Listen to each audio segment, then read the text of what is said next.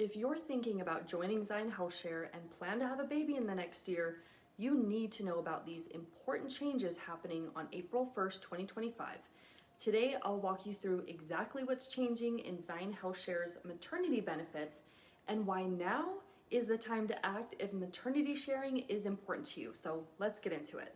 Before we dive into the maternity updates, let's go over something important, the IUA or initial unshareable amount at Zion HealthShare. So what's an IUA? The IUA is the amount a member must pay before their medical expenses are eligible for sharing with the Zion HealthShare community.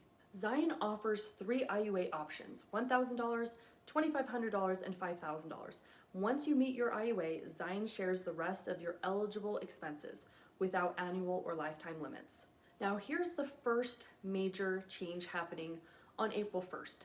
All maternity sharing requests will have a fixed IUA of $2,500 regardless of the IUA option you originally chose. Now let's break down what that means. Right now, your maternity IUA matches the IUA you selected for your membership, whether it's $1,000, $2,500, or $5,000. But starting April 1st, all maternity sharing requests will require a $2,500 IUA, no matter what IUA you originally chose. So if your IUA was $1,000, you'll now pay more for maternity costs because it'll be $2,500.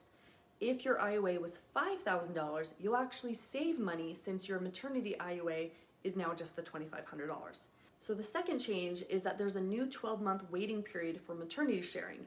This is a major update. Right now, Zion HealthShare will share in maternity expenses as long as you become a member before getting pregnant. But starting April 1st, maternity sharing will not be available for the first 12 months of your membership. That means if you get pregnant during your first year of membership, none of your prenatal, labor, or delivery expenses will be eligible for sharing. So if you want maternity sharing within the next 12 months, you need to join Zion HealthShare before April 1st, 2025. The waiting period does not apply to members who enroll before the changes begin on April 1st. So if you enroll on or after April 1st, 2025, you'll want to wait a full year before you get pregnant if you want those maternity benefits shared, which obviously you do, right? So the third and final change is that there's a $7,000 sharing cap for midwife services.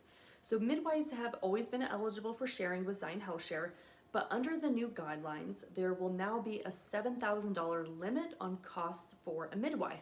If your midwife's total cost is under $7,000, nothing changes for you. But if your midwife's fees are over $7,000, you're going to need to pay the difference.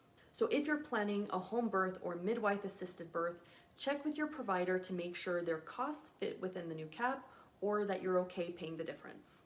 If you're looking to join Zion HealthShare, now's a great time to do it. So be sure to click the link below to get started. And again, make sure you enroll before the deadline on April 1st, 2025.